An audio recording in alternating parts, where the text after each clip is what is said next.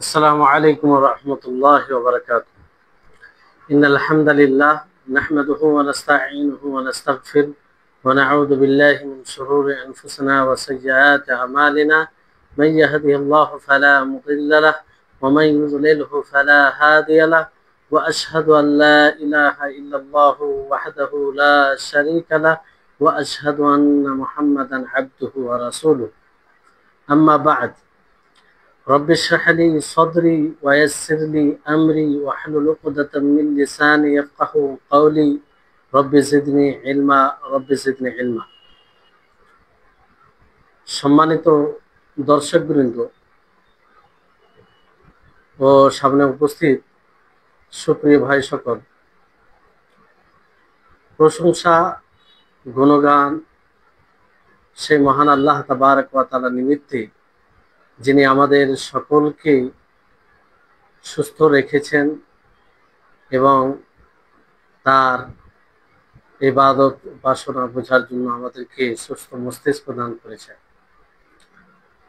তারপরে আমাদের সকলের প্রাণ প্রিয় নবী করিম মুহাম্মদ মুস্তাফা সাল্লাল্লাহু আলাইহি ওয়াসাল্লাম, ওনার উপর অসংখ্য শান্তির ধারা বর্ষিত হোক। আল্লাহুম্মা সাল্লি আলাইহি আল্লাহুম্মা বারিক আলাইহি। সম্মানিত দর্শকবৃন্দ, আজকে ইনশাআল্লাহ ইমাম নববী রাহিমাহুল্লাহ যে একটি অন্যতম বই আল আরবাঈন আন-নববী,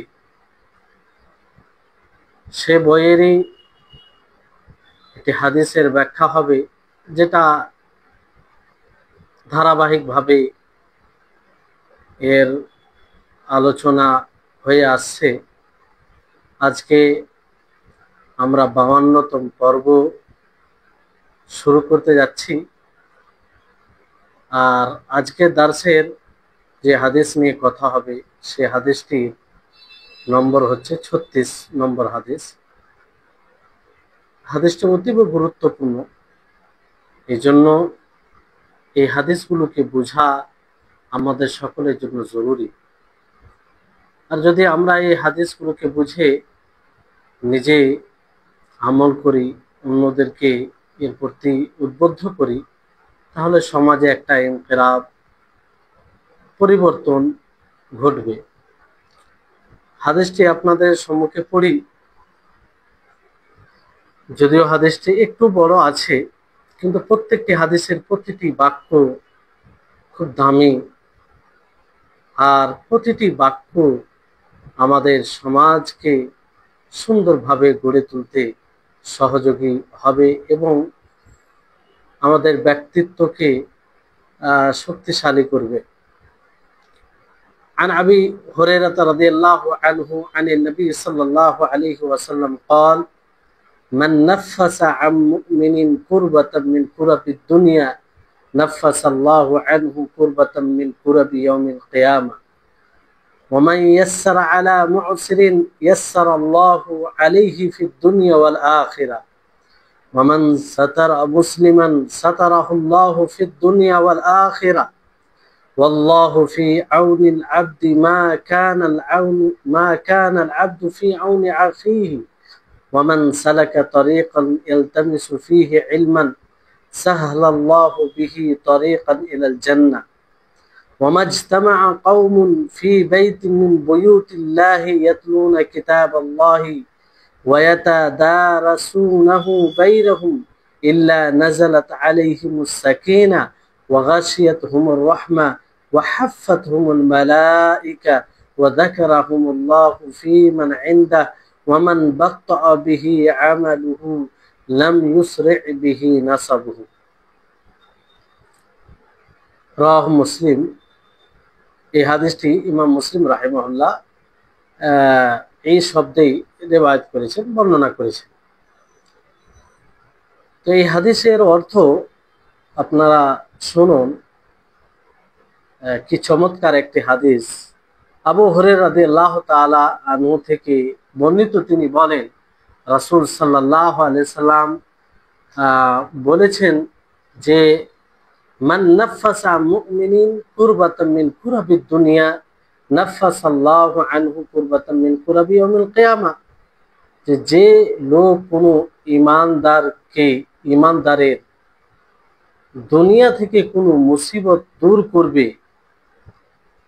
করে দিবে, আল্লাহ তাআলা কিয়ামত দিবসে, বিচার দিবসে তার মুসিবতকে দূর করে দিবেন। ওয়ামান ইয়াসসারা আলা মু'সিরিন ইয়াসসারাল্লাহু আলাইহি ফিদ দুনিয়া ওয়াল আখিরাহ। আর যে ব্যক্তি কোনো দুঃস্থ লোকের অভাব দূর করবে, আল্লাহ তাআলা সেই দুঃস্থ ব্যক্তির অভাব দূর করবেন। যে জটিল অবস্থায় আছে সেই ব্যক্তির যে অভাব দূর করবে, আল্লাহ তাআলা তার অভাবকে দূর করবে দুনিয়া ও আখিরাতে। ওয়ামান সাতারা মুসলিমান সাতারাহুল্লাহু ফিদ দুনিয়া ওয়াল আখিরাহ।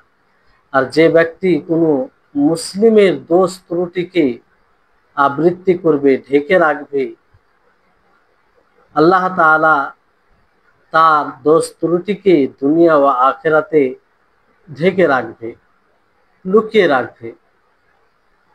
ওয়াল্লাহু ফি আউনিল আবদি মা কানাল আবদু ফি আউনি আখিহি। আর আল্লাহ তাবারক ওয়া তাআলা বান্দার সহযোগিতায় থাকেন যতক্ষণ পর্যন্ত বান্দা তার ভাইয়ের সহযোগিতায় থাকে। ওয়ামান সালাকা তারিকান ইয়ালতামিসু ফীহি ইলমান সাহালাল্লাহু লাহু বিহি তারিকান ইলাল জান্নাহ। আর যে ব্যক্তি ইলম সন্ধানের উদ্দেশ্যে কোনো রাস্তা অবলম্বন করবে, সন্ধান করবে, কোনো রাস্তা অবলম্বন করে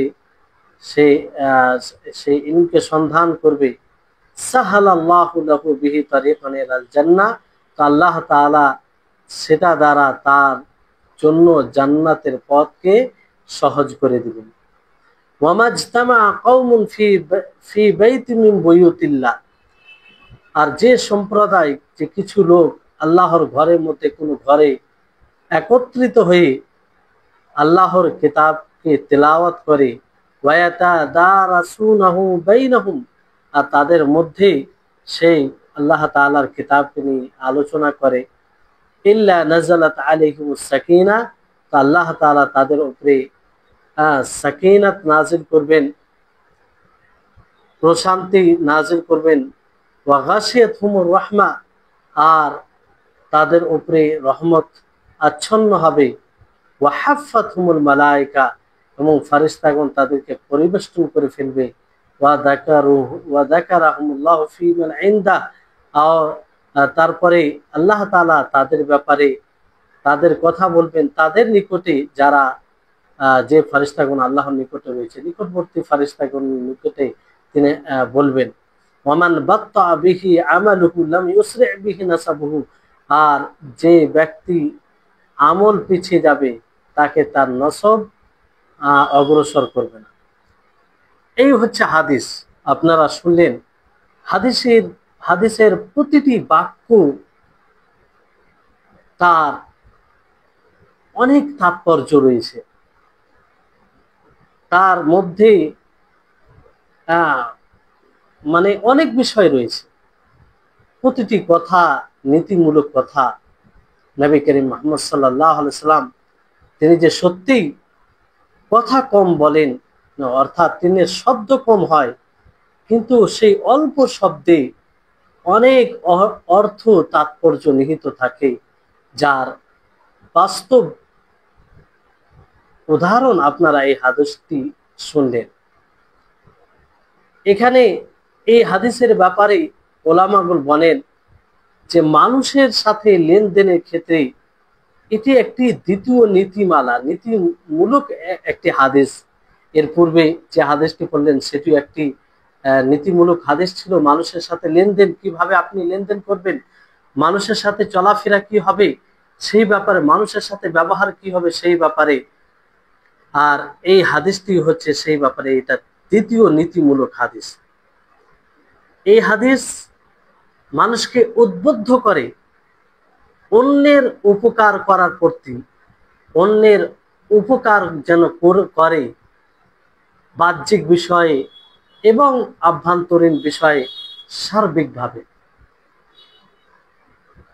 তো এখানে প্রথম বাক্যে নবী করিম মুহাম্মদ সাল্লাল্লাহু আলাইহি ওয়াসাল্লাম বলেন, মান নাফাসা আন মুমিনিন কুরবাতাম মিন কুরাবিদ দুনিয়া নাফাসাল্লাহু আনহু কুরবাতাম মিন কুরাবি ইয়াউমিল কিয়ামা। যে ব্যক্তি কোন মুমিনের কাছ থেকে কোন বিপদকে দূর করবে, মুসিবতকে দূর করবে, তো আল্লাহ তাআলা কিয়ামত দিবসে, বিচার দিবসে, সেই দিন যে বিপদ হবে, মুসিবত হবে, সেই বিপদ থেকে আল্লাহ তাআলা দূর করবে।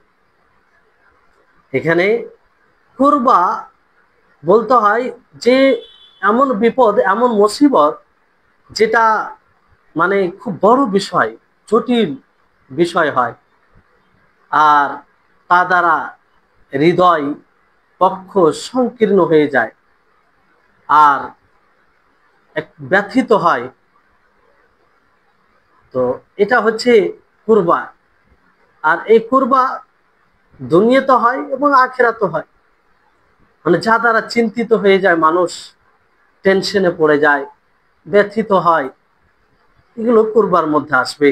আর এটা দুনিয়াতেও হয় এবং আখিরাতে হয়, কিন্তু আখিরাতে বেশি তার কল্পনা আমরা দুনিয়াতে করতে পারি না। কিন্তু মুমিন, এখানে মুমিন বলতে কারা? যে ব্যক্তি মুমিন থেকে, মুমিনের কাছ থেকে, অর্থাৎ মুমিনের কোনো মুসিবতকে দূর করবে। নাফাসা বলতে দূর করা, দূরীভূত করা, প্রশস্ত করা, এটা এই অর্থ আসে। তো মুমিন কোরআন ও হাদিসের আলোকে তিন প্রকার, তিন শ্রেণীর মুমিন রয়েছে। এক প্রকার মুমিন হচ্ছে জালিম লিনাফসিহি, যে নিজের নফসের উপরে, আত্মার উপরে জুলুম করে। এটা কোন ধরনের মুমিন?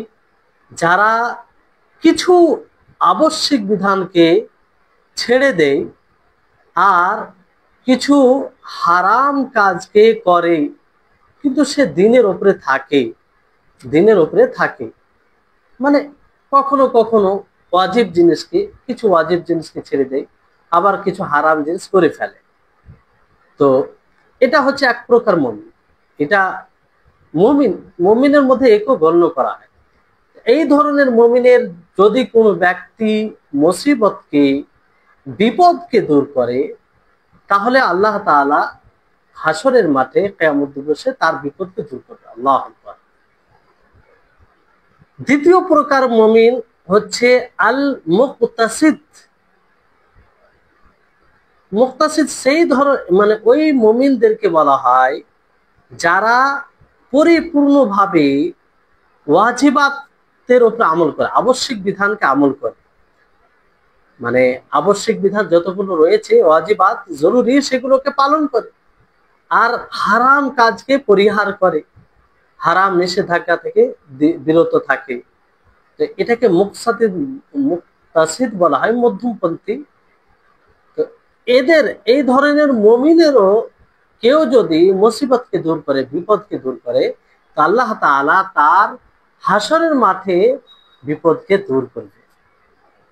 তৃতীয় শ্রেণীর যারা মুমিন, তারা হচ্ছে আস-সাবিক বিল খায়রাত, যারা কল্যাণ কাজে, যারা সৎ কর্মে অগ্রগামী, এগিয়ে থাকে, প্রতিটি সৎ কর্ম যখনই করার সুযোগ পায় সেটা তারা হাতছাড়া করে না। তাদের অর্থাৎ পরিপূর্ণভাবে যেগুলো ওয়াজিবাত আছে, আবশ্যিক বিধান আছে, সেগুলো তো পালন করে, তার সাথে সাথে মুস্তাহাব যেগুলো উত্তম করলে নেকি আছে সেগুলো পালন করে। সমস্ত হারাম থেকে তারা বেঁচে থাকে, তার সাথে সাথে যেগুলো অপছন্দনীয়, মানে হারাম তো নয় কিন্তু অপছন্দনীয়, তা থেকেও বিরত থাকে, আর অতিরিক্ত মুবাহ, বৈধ কাজ থেকে বিরত থাকে। তো এটা হচ্ছে সর্বোত্তম মুমিনদের শ্রেণী। তো এই শ্রেণীর মুমিনের যদি মুসিবতকে দূর করে, তারপরও আল্লাহ তাআলা তার হাসরের মুসিবতকে দূর করবে। তাহলে চিন্তা করুন যে আল্লাহ তাবারক ওয়া তাআলা জাযা প্রতিদান দেবেন। কি দিবেন? আমরা যদি দুনিয়াতে কোনো মুমিনকে মুসিবত থেকে উদ্ধার করি, মানে সহযোগিতা করি, বিপদ থেকে বাঁচাই, ভূমিকা থাকে, তাহলে আল্লাহ তাবারক ওয়া তাআলা সেই রকমই বদলা কিন্তু আল্লাহ তাআলা তিনি পরিপূর্ণতার সাথে তিনি বাঁচাবেন হাসরের মাঠের মানে ব্যথা থেকে, মানে মুসিবত থেকে। আর আমরা সকলে জানি হাসরের দিবসের যে মুসিবত রয়েছে সেটা কোন ধরনের মুসিবত। এখানে বিষয়টি হচ্ছে যে কুরবা এর সঙ্গে আপনারা শুনলেন যে যেই জিনিসটাই মানুষকে চিন্তিত করে, মানুষকে ভাবনা চিন্তায় ফেলে দেয়, টেনশনে পড়ে যায়, মানুষ ব্যথিত হয়, কষ্টের সম্মুখীন হয়, আর সে সংকীর্ণ হয়ে যায়, সেটাই হচ্ছে মুসিবা। তো এই কুরবা, এই মুসিবা যে কোনো বিষয়ে হতে পারে, আর্থিক বিষয়ে হতে পারে, শারীরিক বিষয়ে হতে পারে, পার্থিব বিষয়ে হতে পারে এবং দিনের বিষয়ে হতে পারে। সর্বপ্রকারের কুরবা থেকে, যে কোনো কুরবা থেকে মানুষ যখন কোনো মুমিনের কুরবা বলতে মুসিবত থেকে দূর করবে, তো আল্লাহ তাআলা তার জাযা হিসেবে তাকেও হাসরের মাঠে যে কুরবা রয়েছে সেখানে যে মুসিবত রয়েছে সেই মুসিবত থেকে আল্লাহ তাআলা তাকে দূর করবে। কেউ মালের সংকটে পড়ে গিয়েছে, মালের কারণে কিছু করতে পারছে না, তো মাল দিয়ে তার সহযোগিতা করা। কেউ পারিবারিক সমস্যায় আছে, আপনি বুঝতে পারছেন যে সে ব্যক্তি পারিবারিক সমস্যা আছে, আপনি তাকে কোনো সমাধান দিলেন, কোনো পরামর্শ দিলেন, কোনো পথ দেখালেন যা দ্বারা সে পারিবারিক সমস্যা থেকে দূর হয়ে গেল। আল্লাহর নবী ভাষ্য অনুযায়ী আপনাকে আল্লাহ তাআলা সে আখিরাতের বিপদ থেকে দূর করবেন। কোনো ব্যক্তি প্রতিবেশীর সমস্যায় পড়ে আছে, আপনি তাকে সলিউশন দিলেন, সমাধান দিলেন পরামর্শের মাধ্যমে কিংবা কোনো সহযোগিতার মাধ্যমে, তো আপনি এর জাযা হিসাবে আল্লাহ তাআলা আপনার বিপদ থেকে, হাসরের মাঠে যে বিপদের সম্মুখীন হবেন তা থেকে দূর করবেন। যে কোনো বিষয়, দিনের কোনো ব্যক্তি কোনো বিষয়ে বুঝতে পারছে না যে এটা হালাল না হারাম, এটা করব কি করব না, এটা আমার জন্য উত্তম না অনুত্তম, এটা শরীয়ত সম্মত না শরীয়ত সম্মত নয়, এটা আল্লাহ তাআলা সন্তুষ্ট হবে না হবে না, বুঝতে পারে না। আপনি তার জন্য বিষয়টি স্পষ্ট করলেন, বিষয়টি ক্লিয়ার করলেন কোরআন হাদিসের আলোকে, ফলে সে সঠিক কথা জানতে পারলো, সঠিকের উপরে আমল করতে সক্ষম হলো, সঠিক পথ সে পেল। তাহলে এটাও আপনি তার একটি কুরবাকে অর্থাৎ মুসিবতকে দূর করলেন। আর এটা দূর করার ফলে আখিরাতে আপনি যে মুসিবতের সম্মুখীন হবেন তা থেকে আল্লাহ তাবারক ওয়া তাআলা আপনাকে দূর করবেন। তাহলে এরকম দিনের বিষয়ে, যে কোনো বিষয়ে, কোনো ব্যক্তি নামাজ ভালোভাবে পড়ছে না, সে ভুলভাল নামাজ পড়ছে, আপনি তাকে শিখিয়ে দিলেন, এটা একটা মুসিবা, কুরবা, এটাও কুরবা। কোনো ব্যক্তি শরীয়ত থেকে পিছিয়ে রয়েছে, দ্বীনের প্রতি উদাসীনতা, শরীয়তের প্রতি উদাসীনতা, আপনি তাকে বুঝালেন, আপনার বোঝার কারণে সে শরীয়তকে বুঝতে পারলো, আল্লাহমুখী হলো, শরীয়তমুখী হলো, আপনি তার বড় মুসিবতকে দূর করলেন। আর এর ফলে আপনি হাসরের মাঠে যে মুসিবত আছে তা থেকে আল্লাহ তাআলা আপনাকে দূর করবেন। তাহলে কি চমৎকার একটি বিষয়। আর আমরা জানি হাসরের মাঠে মুসিবত, হাসরের কিয়ামত দিবসে মুসিবত অনেক রয়েছে, অনেক রয়েছে। পুলসিরাত, নামায়ে আমল, মিজান, তারাজু, তারপরে অনেক কুরবা, সব এগুলো কুরবা মুসিবতের মধ্যে আসে। ফিতনাতুল কবর, যে কবরে প্রশ্নের সম্মুখীন হবেন, এটাও একটি কুরবা।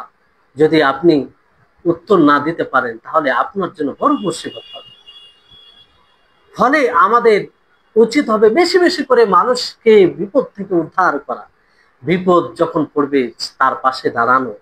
সেটা যে কোনো ভাবে হতে পারে, যে কোনো বিষয়ে হতে পারে, যার কিছু উদাহরণ দিয়ে আপনাদেরকে বোঝানো হলো।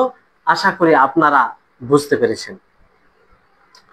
এখান থেকে একটি বিষয় বোঝা যাচ্ছে যে আল্লাহ তাবারক ওয়া তাআলা প্রতিদান দিবেন, ওই প্রতিদান মানে আল জাযা মিন জিনসিল আমাল মিন হাইথিল জাযা, অর্থাৎ আপনি কারো মুসিবতকে দূর করবেন তা আল্লাহ তাআলা আপনার মুসিবতকে দূর করবেন, ওই একই। কিন্তু এটা কি একই রকম হবে?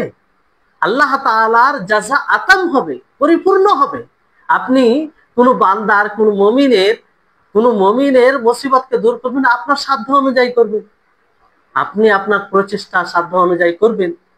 কিন্তু আল্লাহ তাআলা তো তিনি সর্বশক্তিমান, তিনি তো ফাজল, তিনার তো ফাজল অনুগ্রহ নেই, তিনি তিনার হিসাবে তিনি মুসিবত থেকে দূর করবেন। তাহলে আল জাযা মিন জিনসিল আমাল, কিন্তু আল্লাহ তাআলার ক্ষেত্রে ভিন্ন। তো দুনিয়ার যেমন মুসিবত বরাবর হয় না, এক মুসিবত আরেক মুসিবত থেকে ভিন্ন হয়, অনুরূপ ভাবে দুনিয়ার মুসিবত আখিরাতের মুসিবতের সাথে তুলনা দেওয়া যায় না। তারপর আল্লাহ তাবারক ওয়া তাআলার অনুগ্রহ দেখুন, তার দয়া দেখুন, তার অশেষ কৃপা দেখুন, যে তিনি দুনিয়ার যেমন মুসিবতকে দূর করবে ঠিক ওই রকম মুসিবত আখিরাতের মুসিবতকে দূর করবে। অথচ আখিরাতের মুসিবত বড় মুসিবত, সেটা জটিল বিষয়, সেটা জটিল বিষয়, আল্লাহ তাআলা সেটা দূর করবে। তো ইয়াউমুল কিয়ামা, কিয়ামত দিবসে, কিয়ামত দিবসে বলতে মানে যেদিন কিয়ামত সংগঠিত হবে। আর এখানে কিয়ামত দিবস এটা কেন নাম রাখা হয়েছে, এই নামে কেন মানে ইয়াউমুল কিয়ামা কেন বলা হয়, ইয়াউমুল কিয়ামা কেন বলা হয়, এর কয়েকটি কারণ রয়েছে।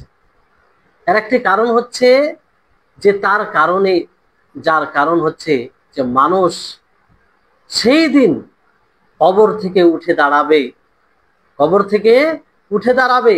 আল্লাহ তাআলা বলেন ইয়াউমা ইয়াকুমুন নাসু লিরাব্বিল আলামিন, যে সেদিন মানুষ রব্বুল আলামিনের জন্য, যিনি সমস্ত জাহানের রব, প্রতিপালক, তার জন্য উঠে দাঁড়াবে। এই হিসাবে সেই দিনের নাম ইয়াউমুল কিয়ামা বলা হয়। দ্বিতীয় কারণ হচ্ছে যে সেই দিন আশহাদ, যারা শহীদ হয়েছে মানে তারা দাঁড়াবে। ইন্না নানসুরু রুসুলানা ওয়াল্লাযীনা আমানু ফিল হায়াতিদ দুনিয়া ওয়া ইয়াওমা ইয়াকুমুল আশহাদ। তৃতীয় কারণ হচ্ছে যে সেই দিন আদল প্রতিষ্ঠিত হবে, ন্যায় প্রতিষ্ঠিত হবে। এমন আদল যাতে কোনো প্রকারের ত্রুটি থাকবে না, যাতে কোনো প্রকারের খাতা ভুল থাকবে না। এই জন্য সেই দিনকে কিয়ামা বলা হয়েছে, কারণ কিয়ামা প্রতিষ্ঠিত করা। যেমন আল্লাহ তাবারক ওয়া তাআলা বলে ওয়া নাযাউল মাওয়াজিনাল কিসতা লিয়াউমিল কিয়ামা ফালা তুজলামু নাফসুন শাইআ, যে আমি তারাজু প্রতিষ্ঠিত করব। সম্মানিত উপস্থিতিগণ, সম্মানিত দর্শকবৃন্দ, তাহলে এই হচ্ছে বিষয়। আমরা এই জন্য কিয়ামতকে কিয়ামত দিবস বলি, আর এই কয়েকটি কারণ বলা হলো। তারপরে হাদিসের শব্দ রয়েছে যে ওয়ামান ইয়াসসারা আলা মুসরিন ইয়াসসারাল্লাহু আলাইহি ফিদ দুনিয়া ওয়াল আখিরাহ। কি চমৎকার কথা, কি চমৎকার বাক্য! যে বাক্যকে যদি আমরা, যে নবী সাল্লাল্লাহু আলাইহি সাল্লামের বাণীকে যদি আমরা সমাজে বাস্তবায়ন করি, তো আমাদের সমাজ ভ্রাতৃত্বতায়, ভালোবাসায় পরিপূর্ণ হয়ে যাবে, আর এক অপরের সহযোগী হবে, কেউ বিপদে থাকবে না। নবী করিম মুহাম্মদ সাল্লাল্লাহু আলাইহি সাল্লাম বলেন যে ওয়ামাইয়াসসারা আলা মুসরিন, যে দুস্থ ব্যক্তি তার দূর অবস্থাকে দূর করবে, আল্লাহ তাআলা সহজ করে দিবেন তার জন্য দুনিয়াতে ও আখিরাতে। এখানে দেখুন একটি বিষয় রয়েছে যে এখানে নবী সাল্লাল্লাহু আলাইহি ওয়াসাল্লাম মুমিনদের মানে ঈমান মুমিন এই গুণ বর্ণনা করেন। পূর্বের বাক্যে আপনারা কি শুনলেন, মান নাফাসা আম মুমিনিন, যে ব্যক্তি মুমিনের কাছ থেকে কোনো বিপদকে দূর করবে, মুসিবতকে। এখানে কি বলা হচ্ছে যে যে ব্যক্তি কোনো দুস্থ ব্যক্তি, অসহায় ঋণী ব্যক্তি তার উপরে সহজ করবে, আল্লাহ তাআলা তার উপরে সহজ করবে। আম ভাবে বলা হয়, তার মানে যে কোনো ব্যক্তির আপনি এই ধরনের তার উপরে যদি সহজতা নিয়ে আসেন, সহযোগিতা করেন, তাহলে আপনি এর অন্তর্ভুক্ত হবেন। এখানে মুমিন শর্ত নয়। তাহলে এখান থেকে একটা স্পষ্ট হচ্ছে যে ইসলাম একটা মানবিক ধর্ম। ইসলাম এর সৌন্দর্য, ইসলাম কাউকে কষ্ট দিতে চায় না। ইসলাম কোনো সময় চায় না যে কেউ অত্যাচারিত হোক, কেউ মজলুম হোক, কারো হক নষ্ট করা হোক। তো এখানে এইভাবে যে এখানে মুসলিম কাফের সবাই এর মধ্যে অন্তর্ভুক্ত, সবাই এর অন্তর্ভুক্ত, মুসলিম কাফের সবাই এর অন্তর্ভুক্ত। তো এখানে মুসির বলতে কাকে বলা হয়, যে যার খরচ বেশি, প্রয়োজন থেকে খরচ বেশি, প্রয়োজন থেকে খরচ বেশি, তাকে মুসির বলা হয়। কি বলা হয়? মুসির বলা হয়। অবস্থা শুধু এখানে বলা হয়েছে, কোনো দিনই মুমিন হবে এরকম কোনো বিষয় বলা হয়নি। তো এই মুসির মালিকিয়া তিনারা খুব সুন্দরভাবে একে দুই ভাগে বিভক্ত করেছেন, যে মুসির দুই প্রকার। একটা হচ্ছে যে সেই ব্যক্তিকে বলা হয় যার কাছে না ধন সম্পত্তি আছে, মাল আছে, আর অথবা তার কাছে মাল আছে কিন্তু অতি অল্প, অতি অল্প, বেশি নেই, বেশি নেই। আর দ্বিতীয় হচ্ছে মুসির, দ্বিতীয় প্রকার, সেটা হচ্ছে যার কাছে কোনো মাল নেই, মানে যে চাইবে, কেউ যদি ঋণ দিয়ে থাকে, সে যে দিয়ে থাকবে সে চাইবে, সে তাকে যে দেওয়ার যে বিষয়টি রয়েছে সেটাও তার কাছে থাকবে না। যেমন কিন্তু তার কাছে মৌলিক বিষয়গুলো থাকবে। মৌলিক বলতে মূল বিষয় যেগুলো প্রয়োজনীয়, যেমন ধরুন যে চাষাবাদের জন্য জমি, বিল্ডিং, বাড়ি ঘর, তো এরকম ব্যক্তি। এইখানে এইরকম ব্যক্তি যদি হয় আর এরকম ব্যক্তি যদি ঋণী হয়ে থাকে, তো যে ব্যক্তি ঋণ দিয়ে থাকবে তাকে ছাড় দেওয়াটা উত্তম হবে, তাকে ছাড় দেওয়াটা উত্তম হবে। আর পূর্বের যে অবস্থা বলা হলো, যে যার কাছে মালই নেই অথবা মাল আছে কিন্তু কম আছে, এই ক্ষেত্রে তার জন্য লেট করা, ছাড় দেওয়া এটা জরুরি। ছাড় বলতে মানে মানে তাকে সময় দেওয়া, সুযোগ দেওয়া, এটা জরুরি, এটা জরুরি। আর দ্বিতীয় যেটা বলা হলো যে যার কাছে মাল নেই, অতিরিক্ত নেই, কিন্তু যেগুলো স্বাভাবিকভাবে চাষাবাদের জন্য জমি সেটা বেশি হতে পারে, কিন্তু চাষাবাদ করে, বিল্ডিং বাড়ি ঘর সব আছে, ওটাকে বিক্রি করে সে পারলে দিতে পারবে। তো এইরকম ব্যক্তিকে যদি ঢিল দেওয়া যায় তাহলে এটা মুস্তাহাব হবে, উত্তম হবে। কিন্তু পূর্বে যেটা যার কাছে কিছু নেই অথবা কম আছে, তাকে ঢিল দেওয়া জরুরি হবে। এটা আলোচনা ইনশাআল্লাহ এটা স্পষ্ট হবে। তো যদি কোনো ব্যক্তি এরকম করে, তাহলে আল্লাহ তাআলা তার জন্য দুনিয়াতেও সহজ করবেন এবং আখিরাতেও সহজ করবেন, আখিরাতেও সহজ করবেন। এখানে বিষয়টি হচ্ছে নবী সাল্লাল্লাহু আলাইহি সাল্লামের ভাষা, যে ইয়াসসারাল্লাহু আলাইহি ফিদ দুনিয়া ওয়াল আখিরাহ, যে আল্লাহ তাআলা তার উপরে দুনিয়াতেও সহজ করবেন এবং আখিরাতেও সহজ করবেন। যে ব্যক্তি দুস্থ ব্যক্তি, মানে অসহায় ব্যক্তির উপরে সহজ করবে, তার তার অসহায়তা কিংবা দুস্থতাকে দূর করবে, তার তার ক্ষেত্রে নবী সাল্লাল্লাহু আলাইহি ওয়াসাল্লাম কি বললেন যে তার ক্ষেত্রে আল্লাহ তাআলা দুনিয়াতে তার এটা দূর করবেন এবং আখিরাতে। এখানে দুনিয়া ও আখিরাত উভয়টা বলা হলো কেন? দুনিয়া আখিরাত এই জন্য বলা হলো, আর পূর্বের এতে বলা হয়নি যে যে ব্যক্তি মুমিনদের কোনো বিপদকে দূর করবে, আল্লাহ তাআলা তার বিপদকে হাসরের বিপদ থেকে, কিয়ামত দিবসের বিপদ থেকে দূর করবে। তো দুনিয়ার কথা বলা হয়নি সেখানে, কারণ এখানে এই আমলে একটি অতিরিক্ত বিষয় রয়েছে।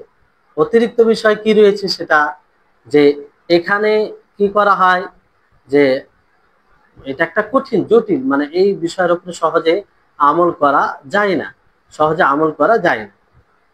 ফলে এর জাযা মানে দ্বিগুণ রয়েছে দুনিয়াতেও এবং আখিরাতেও, যার উল্লেখ হাদিসে রয়েছে। তো এই তাইসির বলতে সহজ কিভাবে এটা হয়, যেমন কেউ যদি মালের দিক দিয়ে কঠিন অবস্থায় পড়ে যায়, সুস্থ হয়ে যায়, তো সেটাতে সহজ করা, আমলের দিক দিয়ে সহজ করা, কিংবা শিক্ষার দিক দিয়ে শিক্ষা পায় না সে, তাকে শিক্ষা দেওয়া, শিক্ষার ব্যবস্থা করে দেওয়া, যাবতীয় এরকম বিষয় আসবে। তো এই তাইসির এটা কিভাবে হবে, আহ খুব সংক্ষিপ্ত ভাবে এরকম ভাব বুঝতে পারেন। যদি তাইসিরটা কেমন ভাবে করা হবে, মানে সহজটা কিভাবে করবে, ছাড় যেমন কি, এটা পদ্ধতি কি হবে। তো যদি ধরেন যে যে মানে তাইসির সহজ করবে, সে যদি তারই হক থাকে, মানে তার হক থাকে, তো বিষয়টা হচ্ছে, যেমন ধরুন এক ব্যক্তি, সে একজন ব্যক্তির ব্যাপারে জানে যে সে মুসির অবস্থায় আছে, অর্থাৎ সে ঋণী হয়ে আছে, সে দিতে পারছে না, অর্থাৎ সে মুসির। এখানে যদি যে ব্যক্তি দেখছে তারই যদি ঋণ থাকে, সেই যদি ঋণ দিয়ে থাকে, অর্থাৎ তারই হক রয়েছে, তাকে দিয়ে থাকে, তাহলে ওই ক্ষেত্রে সে, তার জন্য জরুরি হবে যে তাকে ছাড় দেওয়া, সুযোগ দেওয়া। যদি মাফ করে দেয় তাহলে তো এটা আলহামদুলিল্লাহ, আরো ভালো, আরো ভালো। কিন্তু মাফ যদি না, যদিও মাফ না করে, তো সুযোগ দেওয়া, যে যেমন ধরেন যে 2 মাস পরে দেওয়ার কথা ছিল, 2 মাস হয়ে গেল, আবার তাকে সুযোগ দিল যে আরো 3 মাস সময়। আবার ধরেন এরকম হলো, আসলে সে মৌসে পারছে না, চেষ্টা করেও পারছে না, তা আবার তাকে সুযোগ দেওয়া হলো। এইভাবে সুযোগ দেওয়া তার জন্য জরুরি হবে, তা জরুরি হবে। সেখানে জবরদস্তি করা জায়েজ নয়, প্রেশার দেওয়া জায়েজ নয়, তার উপরে জুলুম করা জায়েজ নয়, তাকে সুযোগ দিতে হবে। বাস্তবে যদি মুসির হয়, প্রথম প্রকার হয় যে সে পারছে না, চেষ্টা করেও পারছে না, এটা কখন, যখন সে তার উপরে হক থাকবে, মানে তাকেই সে দিয়ে থাকবে, তার উপরে, মানে যে ঋণ দিয়ে থাকবে তার জন্য এটা। এবার যদি অন্য কেউ, সে কিন্তু ঋণ দেয়নি, অন্য কেউ দিয়েছে, আর অন্য ব্যক্তি জানছে যে সে বেচারা মুসির অবস্থায় আছে, অর্থাৎ সে দিতে পারছে না চেষ্টা করে, আর যে ঋণ দিয়েছে তার উপরে চাপ, প্রেসার করছে, সময় হয়ে গেছে। তো ওই জায়গায় যদি তাকে দিয়ে সহযোগিতা করে, কিংবা অন্যের ব্যাপার থাকে, তাহলে ওই জায়গায় ঢিল দেওয়া এটা মুস্তাহাব হবে, তার জন্য মুস্তাহাব হবে, তার জন্য, মানে অন্য, আসলে সে ঋণ দেয়নি, অন্য কেউ দিয়েছে, তো ওই জায়গায় সে যদি সহযোগিতা তার করতে চায়, তাহলে এই করাটা, এটা কি হবে, মুস্তাহাব হবে। কিন্তু তারই যদি হক হয়, তাহলে তার জন্য জরুরি হবে। তো এই হচ্ছে, এইভাবে তাইসির করা যায়। তো এখানে যেটা বিষয় পূর্ব বলা হলো, এখানে আরো এইভাবে, যে ধরেন আপনার অধিকার, আপনি কাউকে ঋণ দিয়েছেন, তো যে ব্যক্তিকে আপনি ঋণ দিয়েছেন সে চেষ্টা করেও পারছে না, অর্থাৎ সে বাস্তবে মহসের, সে চেষ্টা করেও পারছে না। মহসের দুটি প্রকার আপনাদেরকে বললাম, সেই অনুযায়ী প্রথম প্রকারের মধ্যে পড়ে। তো এই ক্ষেত্রে আপনি কিভাবে তার উপরে তাইসির করবেন, একটা হচ্ছে যে আপনি কিছুটা মাফ করে দেন। ধরেন আপনি কারো কাছে 10,000 পাবেন, 10,000 পাবেন আপনি, তো তার 6 মাস পরে দেওয়ার কথা, 6 মাস হয়ে গেল, তা আপনি তাকে 4,000 মাফ করে দিল, যে যাও তোমাকে 10,000 দিতে হতো, তোমাকে 10,000 দিতে হবে না, 4,000 আমি ছেড়ে দিলাম, তুমি 6,000 দেবে। এটা হচ্ছে একটা তাইসিরের একটা দিক, তাইসিরের একটা দিক। এইভাবে আপনি তাইসির সহযোগিতা করতে পারেন, সহজ তার জন্য জটিলকে সরল করতে পারেন। দ্বিতীয় বিষয় হচ্ছে যে এটা একটা, আর না হয় আপনি পুরোটাই মাফ করে দিতে পারেন, পুরোটাই মাফ করে দিতেন, 10,000 পেতেন, সে জানছেন তার ব্যাপারে, সে দিতে পারছে না, সময় হয়ে গেছে, আপনি একবার ঢিল দিলেন, তারপরে মানে দিতে পারছেন এক কথায়, আপনি মাফ করে দিলেন, আপনি মাফ করে দেন, এটাও সবচেয়ে উত্তম পথ, আর এর জাযাও বেশি আছে, এর প্রতিদানও বেশি রয়েছে। আরেকটি বিষয় হচ্ছে যে আপনি দেওয়ার সময়টাকে বাড়ালেন, 6 মাস পরে দেওয়ার কথা ছিল, 6 মাস হয়ে গেল, দিতে পারছে না, আপনি আরো বাড়িয়ে দিলেন 6 মাস, আবার 6 মাস চলে এলো, আবার দিতে পারছেন না, আবার আপনি বাড়িয়ে দিলেন, সে আসলে দিতে পারছে না, আপনি বুঝতে পারছেন যে সে মুআসির অবস্থা আছে, চেষ্টা করেও সে পারছে না, তার বাড়িতে এতটা খরচ, খরচ বলতে প্রয়োজনীয় খরচ, যে তার খরচের অতিরিক্ত সে আয় করতে পারছে না, প্রয়োজনীয় খরচ করতে শেষ হয়ে যাচ্ছে, দিতে পারছে না আপনাকে, আর তার কাছে মূলধন এরকম কিছু নেই, মূলধন এরকম কিছু নেই যে যেটা বিক্রি করে আপনাকে দিবে।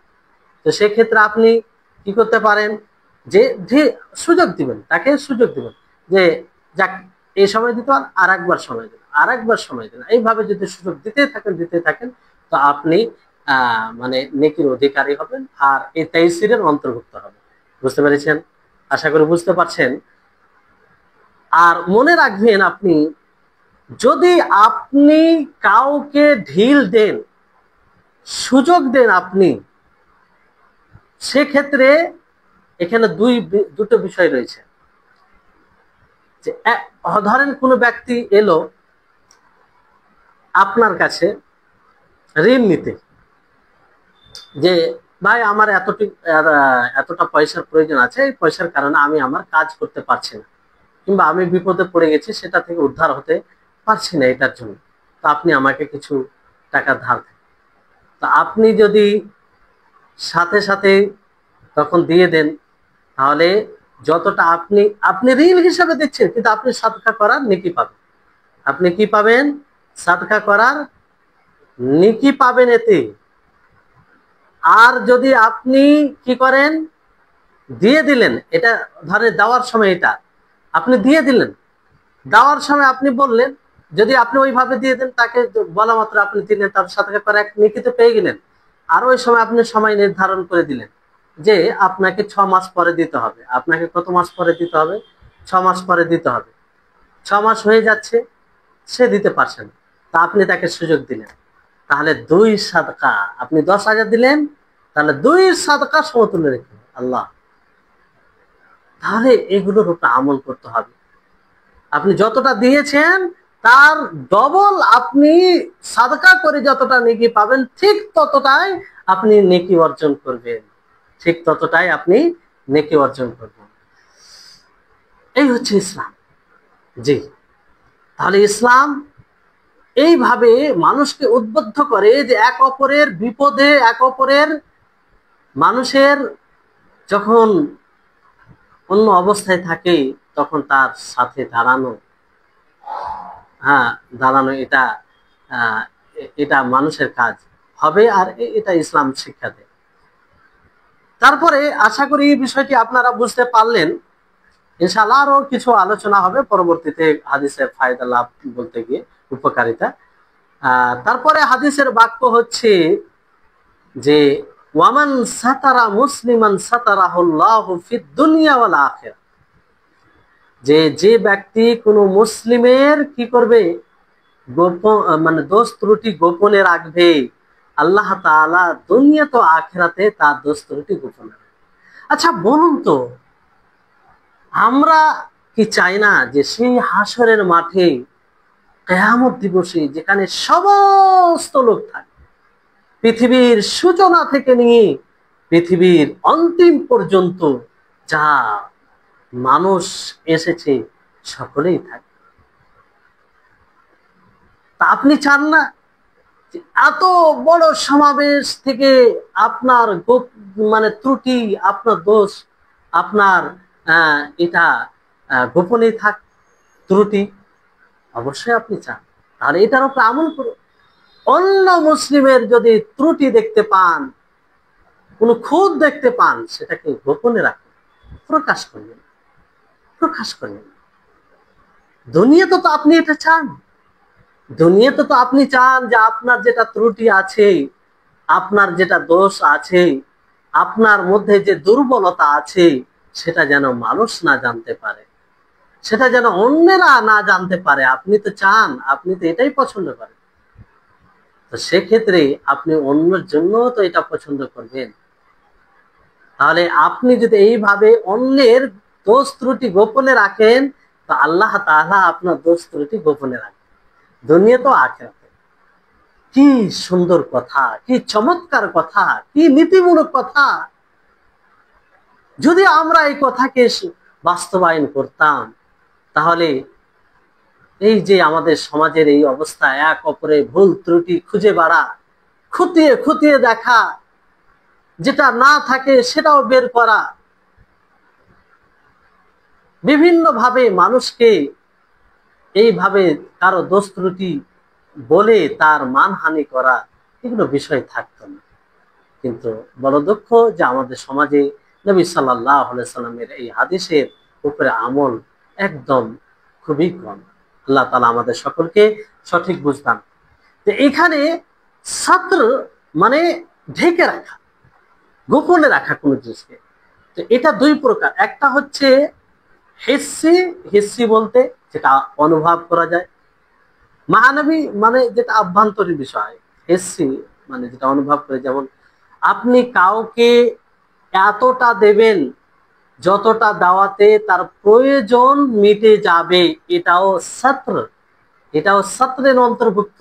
আপনি কাউকে, কারো এতটা প্রয়োজন আছে যে প্রয়োজন মানে সেটা নেই, কাজ হচ্ছে না, তা আপনি ততটা তাকে দিলেন, তার প্রয়োজন মিটলো, এটা এক প্রকার সত্র। এটা এক প্রকার কি সত্র, মানে ঢেকে রাখা। জি, এটা হচ্ছে হিস্সি। কোনো মানুষ যেমন কোথাও ধরেন বন্যা চলে এসেছে, মানুষের ঘর বাড়ি সব ডুবে গেছে, তারা অসহায়, কিছু নেই, তো তাদের আপনি সহযোগিতা করবেন, যেমন ভাবে লিগ্যালি ভাবে তাদের সহযোগিতা করবেন, তাদের পাশে, এটাও এক প্রকার সত্য। তাই এটা যদি করেন, তা আল্লাহ তাআলা কি করবে? আপনাকেও এইভাবে আল্লাহ তাআলার পক্ষ থেকে সেটা আতাম হবে, পরিপূর্ণ হবে, দুনিয়াতে করবেন এবং আখিরাতে করবেন, আখিরাতে করবেন। জি, ওমান সাতারা মুসলিমান সাতারাহুল্লাহু ফিদ দুনিয়া ওয়াল আখিরাহ। এটা হচ্ছে হিস্সি, মানে যেটা অনুভব করা যায়, দেখা যায়। আর আভ্যন্তরীণ, এটা হয়তো দোষ ত্রুটির কারণে হতে পারে অথবা গুনহার কারণে হতে পারে। দোষ ত্রুটি কারণে এটা হতে পারে, যেমন কোনো মানুষ ভুল করলো, তো দোষ ত্রুটি কারণে কোনো মানে আইবের কারণ দোষ ত্রুটি, যেমন কোনো আইব, আপনি কোনো কারো দোষ মানে ত্রুটি জানতে পারেন, আইব, শারীরিক কোনো আইব থাকতে পারে, আর কোনো ব্যবহার আইব থাকতে পারে। তো এই সম্পর্কে যেটা মানুষ জানে না, যেটা মানুষ জানে না, তো ওটাকে ঢেকে রাখা, ওটাকে ছুপিয়ে রাখা, ওটাকে গোপনে রাখা, তাদের তাদের জন্য কিংবা তাদের উপরে যারা সেটা জানে না তাদের উপরে, মানে ধরেন কারো মধ্যে একজন স্ত্রী স্বামীর ত্রুটি জানবে, স্বাভাবিক, আর একজন স্বামী স্ত্রীর ত্রুটি জানবে, স্বাভাবিক।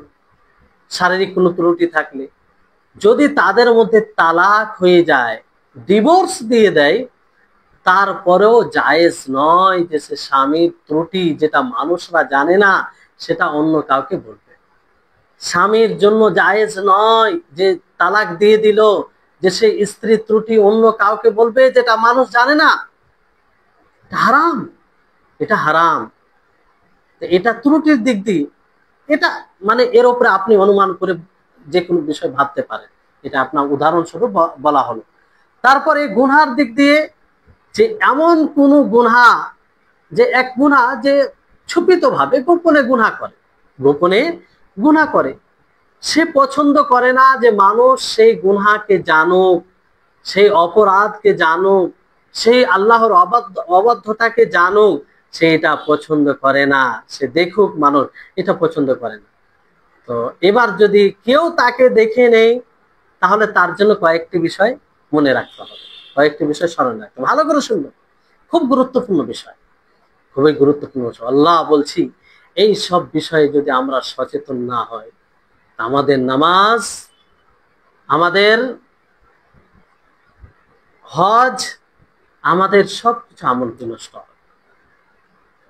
কারণ অন্যের ত্রুটি বর্ণনা করে, অন্যের হকের, অন্যের মান হানি করি আমরা, আর এটা বান্দার হকের সাথে সম্পৃক্ত, যেটা আল্লাহ তাআলা ক্ষমা করুন। আল্লাহ তাআলা আমাদেরকে সঠিক বুঝ দান করুন এবং আমল করার তৌফিক দান করুন।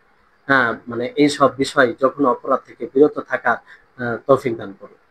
তো ধরেন কোনো ব্যক্তি এমন গুনাহ করে ফেললো যে গোপনে করেছে, আর সে পছন্দ করে না যে মানুষ সেটা জানুক, কিন্তু কোনো ব্যক্তি দেখে ফেলেছে, কোনো ব্যক্তি দেখে ফেলেছে, জেনে ফেলেছে, তো তার জন্য কয়েকটি বিষয় মনে রাখতে হবে।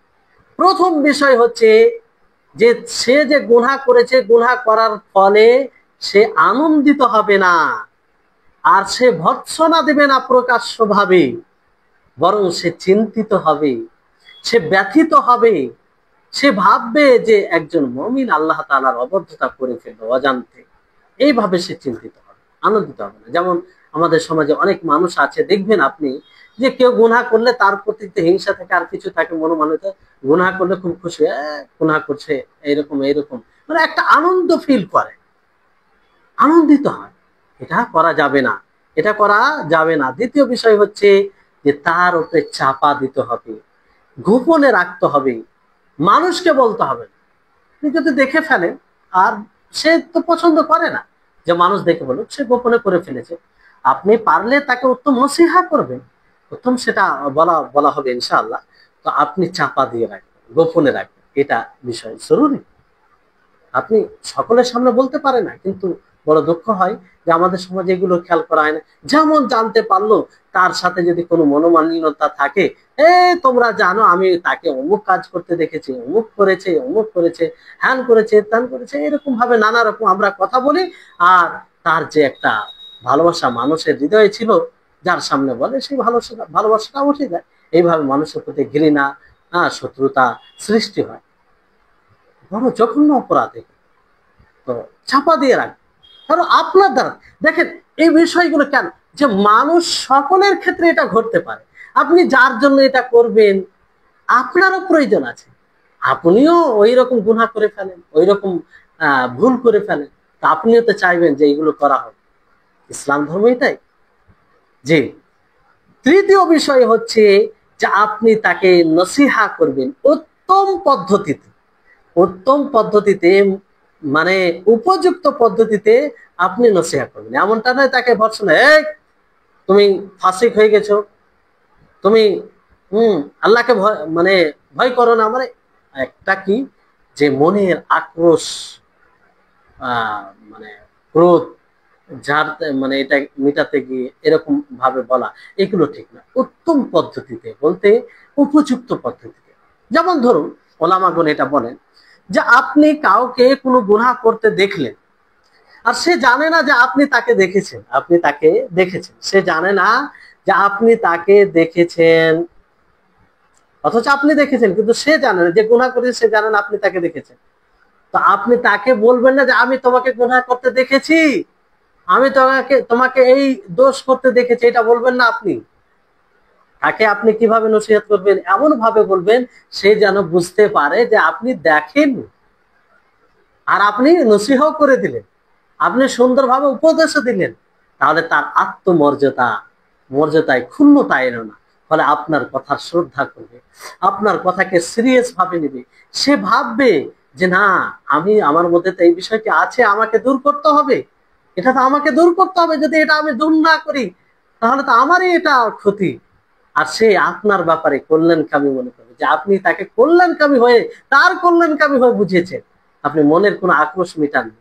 জি, এটা হচ্ছে লাভ, এটা হচ্ছে হিকমা, এটা হচ্ছে হিকমা, ইসলামের সৌন্দর্য। তারপরে এটা হচ্ছে বিষয়, এটা মানে যারা ছুপিত ভাবে গুনাহ করে গোপনে, তাদের ক্ষেত্রে এই বিষয়, যদি কেউ দেখে ফেলে তার ক্ষেত্রে এই সব বিষয়গুলো বলা হলো যে এগুলো খেয়াল রাখবে। আশা করি আপনারা বুঝতে পারছেন। আর দ্বিতীয় এই বিষয়টি বলে আজকে দার্স শেষ করবো ইনশাআল্লাহ, পরবর্তীতে আবার এই হাদিসের ব্যাখ্যা হবে।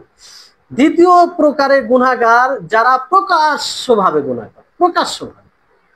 তো এখানে তো তার গুনাহকে, তার অবাধ্যতাকে, তার দোষ গুনাহকে ঢেকে দেওয়ার কোনো প্রশ্নই থাকে না, কোনো মানে এটা প্রশ্নে আসে না। যখন ইমাম ইবনে বাজ রাহিমাহুল্লাহ কে জিজ্ঞাসা করা হয় যে মুজাহির যে প্রকাশ্যভাবে গুনাহ করে মানুষের সামনে, চক্ষু লজ্জাও থাকে না, তো তার গুনাহ কি ঢেকে রাখা যায় না কি করা যায়, গোপনে রাখা যায়, বলা যায় কিনা? তখন তিনি বলেন যে এখানে তো ঢেকে রাখার কোনো উপায়ই নেই, কিভাবে ঢেকে, ও তো নিজে প্রকাশ্যভাবে করে, মানুষকে দেখিয়ে করে, তো তার ঢেকে রাখার কোনো বিষয়ই থাকে না। কিন্তু নসিহা করবে, বুঝাবে তাকে, যে বলবে এরকম ভাবে যে তুমি এই এই এই বিষয়টি করছো, তোমাকে বারবার দেখছি, তুমি যাতে আগামীতে না করো, আগামীতে না করো, আগামীতে না করো, এইভাবে তাকে নসিহা করো, বুঝাবে। জি, তো এটা বিষয়। তারপরে তৃতীয় বিষয় হচ্ছে যে এমন গুনাহগার যার গুনাহ ধরেন মানে অন্যদের পর্যন্ত প্রভাব পড়ে। এর পূর্বে দুটো যে ক্যাটাগরি বলা হলো সেটাতে এরকম বিষয় থাকে না, মানে এই বিষয় এই মানে শ্রেণীতে, এই শ্রেণী গুনাহগার কেমন, যে এমন গুনাহ সে করে যার গুনার প্রভাব অন্যদের উপরেও পড়ে, মুতাআদ্দি গুনাহ মানে ছড়ায়। তাহলে এর সম্পর্কে যদি জানা যায় তাহলে আহ আহ মানে যদি জানা যায়, মানে সে যদি ছুপিত ভাবেও যদি করে, গোপনেও করে, কিন্তু তার গুনাহটা মুতাআদ্দি বলতে অন্যদেরকেও ছড়ায়, অন্যদের উপরে প্রভাব পড়বে, যদি না বলা যায় অন্যদেরকে, ক্ষতিগ্রস্ত হবে মানুষ, সেক্ষেত্রে সেক্ষেত্রে কি করতে হবে, তাকে তার গুনাহকে ছুপিয়ে রাখা যাবে না, তার গুনাহকে ছুপিয়ে রাখা যাবে না। তবে উত্তম হচ্ছে যে তাকে তাকে বকাঝকা করবে, আগে বকাঝকা করবে, হ্যাঁ, বকাঝকা করবে, বলবে এইভাবে যে তোমাকে এই গুনাহটা আমি করতে দেখেছি, তুমি সাবধান হও, তোমার এই ক্ষতি আছে। যদি বকাঝকা করে সে শুনে যায়, হেদায়েতের পথে চলে আসে। কিংবা এমন ব্যক্তিকে বলবে যে তাকে বকাঝকা করবে আর তার প্রভাব তার উপরে পড়তে পারে, সেই ব্যক্তিকে জানাবে, দায়িত্বশীল যারা আছে, তার উপরে যারা আছে তাদেরকে জানাবে। জি, এরকম বিষয়। আর এই হচ্ছে বিষয়। এই ক্ষেত্রে আরো কিছু বিষয় রয়েছে, যেমন ধরুন গুনাহ হওয়ার ক্ষেত্রে, গুনাহ যে ছুপিত গোপনে রাখার ক্ষেত্রে এর ইবনে উসাইমিন রাহিমাহুল্লাহ তিনিও কয়েকটি অবস্থা বর্ণনা করেছেন, সেটি বলে শেষ করব, যদিও বলা যায়। মানে উনি বলেছেন যে দেখেন, যে কখনো এই গুনাহকে ছুপিয়ে রাখা কল্যাণকর হয়, আবার কখনো এই গুনাহকে ছুপিয়ে রাখা মানে মন্দ হয়ে যায়, মন্দ হয়ে যায়। তো এই দিক দিয়ে এটা তিন ভাগে বিভক্ত করেছেন, যে কোনো সময় এটা কল্যাণকর হয়, কোনো সময় এটা মন্দ হয়ে যায়, আর কোনো সময় এটা জানা যায় না যে এটা কল্যাণকর হবে, ছুপিয়ে রাখা মানে গোপনে রাখা না প্রকাশ্য ভাবে এটা করা ভালো হবে। তো কখন এটা কল্যাণকর হবে, প্রশংসনীয় হবে ছুপিয়ে রাখা, এটা তখন হবে যখন যেমন আপনি কোনো এক চরিত্রবান মানুষকে দেখেন যে দিনের উপরে থাকে, ভালো মানুষ, তাকে কোনো সময় যদি আপনি দেখেন, সব সময় দেখেন ভালো কাজ করে, কিন্তু কোনো সময় সে ভুল করেছে আর ওই ওই সময় আপনার দৃষ্টিতে পড়ে গেছে। আর ভুল তো হতেই পারে মানুষের, এটা কাজা কাদরান বলতে পারে যে এই ভুল হয়ে গেছে তার দ্বারাই। তো এইরকম ব্যক্তি গুনাহকে ছুপিয়ে রাখা এটা প্রশংসিত, গোপনে রাখা এটা প্রশংসিত, এটা ভালো জিনিস, এটা মাহমুদ, আর এটা উদ্দিষ্ট শরীয়তে ইসলামিয়তে এরকম ব্যক্তির গুনাহকে ছুপিয়ে রাখতে হবে, যেটা পূর্বে এক কোনোভাবেই চলে আসে, পূর্বে যেভাবে বলা হয়েছে। তারপরে আপনাদের নিকটে যাতে আরো সেটা স্পষ্ট হয় এই জন্য বলছি। তারপরে দ্বিতীয় হচ্ছে যে যদি আপনার কখনো এই গোপনে রাখা এটা মন্দ হয়ে যায়, মন্দ হয়ে যায়, যেমন ধরেন আপনি কোনো ব্যক্তিকে গুনার উপরে দেখতে পেলেন, গুনাহ করতে, পাপ করতে, আল্লাহর অবাধ্যতা করতে, কিংবা মানুষের উপরে শত্রুতা করতে, যদি আপনি সেটাকে ছুপিয়ে রাখেন, গোপনে রাখেন, প্রকাশ না করেন, তাহলে সে আরো মানে তার ধৃষ্টতা বেড়ে যাবে, সে আরো মানে তার মন্দ কিংবা সেই গুনাহ আরো বৃদ্ধি পাবে। তো সেক্ষেত্রে তার গুনাহকে ছুপিয়ে রাখা এটা নিন্দনীয় হবে, এটা মজমুম হবে, নিন্দনীয় হবে। সেই সময় জরুরি হবে তার গুনাহকে প্রকাশ করা, কিংবা তাদের নিকটে এটা বলা যারা তাকে শিক্ষা দিবে, যারা তাকে সতর্ক করবে, আর তাতে তার মানে সংশোধন হওয়ার সম্ভাবনা রয়েছে, তাদেরকে তাদেরকে বলা এবং তাদের নিকটে স্পষ্ট করা জরুরি। যেমন ধরুন কোন স্ত্রী, কারো স্ত্রী যদি এমন ভুল করে যে ভুলটা যদি আপনি না বলেন, তার স্বামীকে যদি না বলে, তাহলে সে ভুলটা আরো করতে পারে। যেমন অন্য পুরুষের সাথে কথা বলা, কিংবা এরকম ভাবে পরকীয়ার বিষয় যদি থাকে, কিংবা এরকম ভূমিকা স্বরূপ দেখা যায়, তো সেটা যদি না বলে, তার স্বামীকে না বলে, তো সেটা আরো মানে এই কাজে আরো গভীর ভাবে জড়িয়ে যেতে পারে। সেক্ষেত্রে তার স্বামীকে অবগত করানো এটা জরুরি, এটা জরুরি। আর এই ক্ষেত্রে এটাকে ছুপিয়ে রাখা এটা নিন্দনীয়, এটা হারাম, তখন ছুপিয়ে রাখা যাবে না। জি। তো যেমন ধরেন কোনো ছাত্র ধরেন কোনো মন্দ কাজ করছে, এমন কাজ করছে যেটা মাদ্রাসার বদনাম হতে পারে, যেটা তার সেই ছেলেটাও বরবাদ হবে, এটা কারণ হতে পারে। তাহলে সেক্ষেত্রে আহ মুদারিস যারা শিক্ষক রয়েছে তাদেরকে বলা, তার যে শিক্ষক রয়েছে তাদেরকে বলা এটা জরুরি হবে, তাদেরকে বলা এটা জরুরি হবে, কারণ এতে তার সংশোধন আছে। ওরকম ভাবে ছেলে যদি ওরকম ভুল করে, তারা বাবাকে বলা, কিংবা কোনো গ্রামে ভুল করলে তারা যারা দায়িত্বশীল রয়েছে তারা যদি সংশোধন করতে হয় তাদেরকে বলা। এইভাবে একটা মানে উদাহরণস্বরূপ বলা হলো, বাকি এরকম যতগুলো রয়েছে। তৃতীয় যেটা হচ্ছে যে এমনও বিষয় হয় যে কোনো সময় এটা বোঝা যায় না যে এটা কল্যাণকর হবে ছুপিয়ে রাখা না প্রকাশ করা এটা কল্যাণকর হবে, তো সেখানে আসলে ছুপিয়েই রাখতে হবে, গোপনে রাখতে হবে, কারণ এটাই উত্তম হবে, এটাই উত্তম হবে। কারণ আসারে মানে রয়েছে প্রমাণিত যে মাফ করতে গিয়ে ভুল করা এটা বেশি উত্তম আমার নিকটে এই থেকে যে সাজা দিতে গিয়ে ভুল করবে, সাজা দিতে গিয়ে ভুল করবে, সাজা দিতে গিয়ে যদি ভুল করে তাহলে এটা বড় বিষয় হয়ে যাবে, অন্যের উপরে জুলুম করা হয়ে যাবে। কিন্তু মাফ করতে গিয়ে যদি ভুল করে, ভুলেও মাফ করে দেয়, তাহলে কল্যাণই আছে, অকল্যাণ কিছু নেই। তো এই দিক দিয়ে দেখা যায় যে যেখানে বোঝা আছে যে তার পাপটা ছুপিয়ে রাখা ভালো হবে না প্রকাশ করা ভুল ভালো হবে, কিছু বোঝা যায় না, তো ওই ক্ষেত্রে কি করবে, ছুপিয়ে রাখবে, গোপনে রাখবে, এটাই উত্তম হবে, এটাই উত্তম হবে। যে আশা করি আপনারা বুঝতে পেরেছেন। ইনশাআল্লাহ হাদিসের বাকি অংশ সম্পর্কে বাকি অংশের ব্যাপারে ব্যাখ্যা বিশ্লেষণ আগামী পর্বে হবে। আল্লাহ তাআলার কাছে দোয়া করি, হে আল্লাহ তুমি আমাদেরকেও এই সব বিষয়ের উপরে আমল করা তৌফিক দান করো, এইসব বিষয়ে স্বচ্ছ হওয়ার তৌফিক দান করো, আর এইসব বিষয় যেন আমরা বুঝতে পারি, বুঝে যেন নিজেও আমল করতে পারি, অন্যদেরকে উদ্বুদ্ধ করতে পারি। আপনাদের সকলকে বলবো যে পুরো দর্শ শুনবেন এবং আগামী পর্ব যেগুলো আসবে সেগুলো শুনবেন, ইনশাআল্লাহ এতে আপনি উপকৃত হবেন। এগুলো সবগুলো কথা গুরুত্বপূর্ণ। আল্লাহ তাআলা আমাদের সকলকে তৌফিক দান করুন। ওয়া আখির দাওয়ানা আলহামদুলিল্লাহি রাব্বিল আলামিন। আসসালামু আলাইকুম ওয়া রাহমাতুল্লাহি ওয়া বারাকাতুহু।